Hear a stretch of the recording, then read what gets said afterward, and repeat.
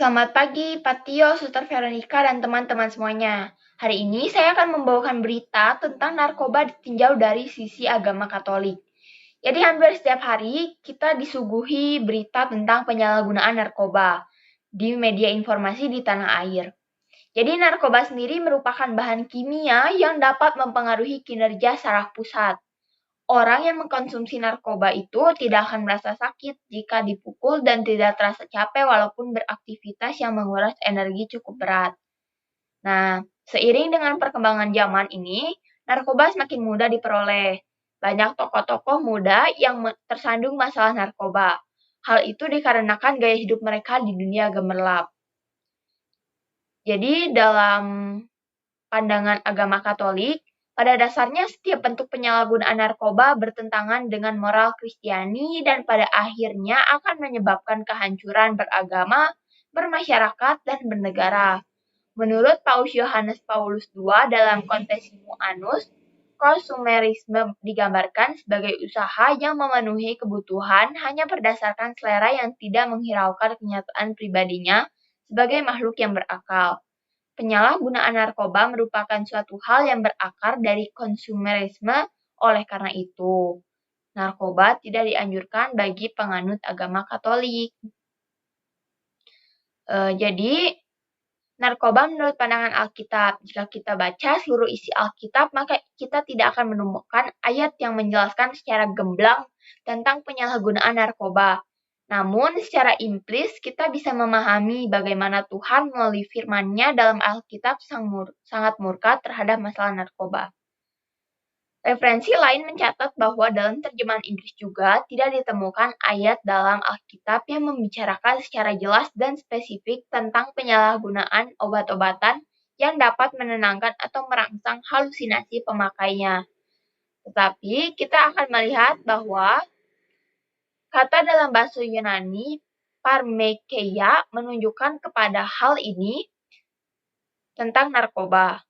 Selanjutnya, agama Katolik dikenal sebagai agama yang sangat menonjolkan cinta kasihnya.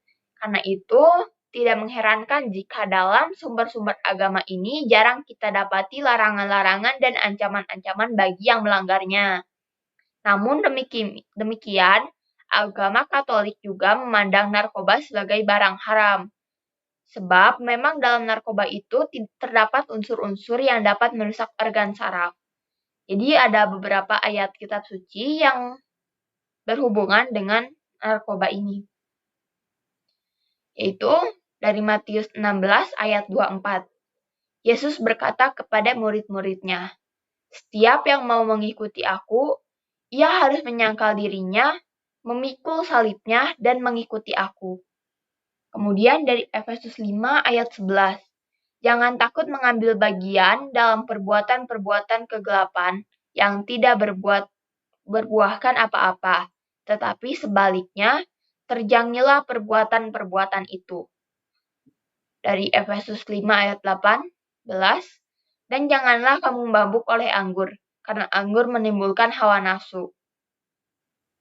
Kemudian dari 1 Korintus bab 6 ayat 19, tidak tahukah kamu bahwa tubuhmu adalah bait Roh Kudus yang didiamkan di dalam kamu, Roh Kudus yang kamu peroleh dari Allah, dan bahwa kamu bukan milik kamu sendiri. Jadi, itu adalah beberapa ayat Alkitab yang berhubungan dengan narkoba. Pada tahap ini, gereja selalu proaktif dalam pemberian informasi tentang bahaya narkoba. Dalam misa-misa harian, para imam pastor sering menyuarakan hal ini juga, mendorong pada orang tua untuk selalu memperhatikan perkembangan anak mereka. Seringkali anak terjerumus dalam dunia narkoba akibat kurangnya perhatian dari orang tua, sehingga mereka merasa tidak disayangi oleh orang tua mereka dan kesepian. Juga melalui peguyupan gereja seperti OMK, Orang Muda Katolik, dan lain sebagainya yang selalu aktif memberi pemahaman tentang bahaya narkoba. Jadi, dalam memberantas narkoba, gereja sangat berperan aktif dalam pencegahan agar narkoba tidak menyebar luas, hingga upaya rehabilitas bagi para pengguna atau para korban narkoba.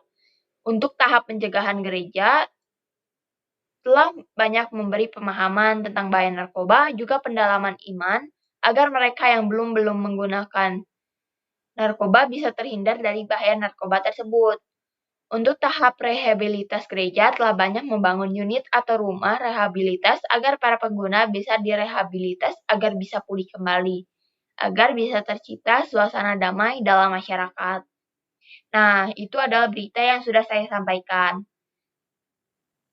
Saya mengambil topik ini karena saya ingin mengurangi orang-orang yang mengkonsumsi narkoba agar semakin dikit yang mengkonsumsi narkoba dan semakin tidak ada yang mengkonsumsi narkoba. Sekian presentasi dari saya. Terima kasih. Maaf jika ada kekurangan dalam penyampaian kata.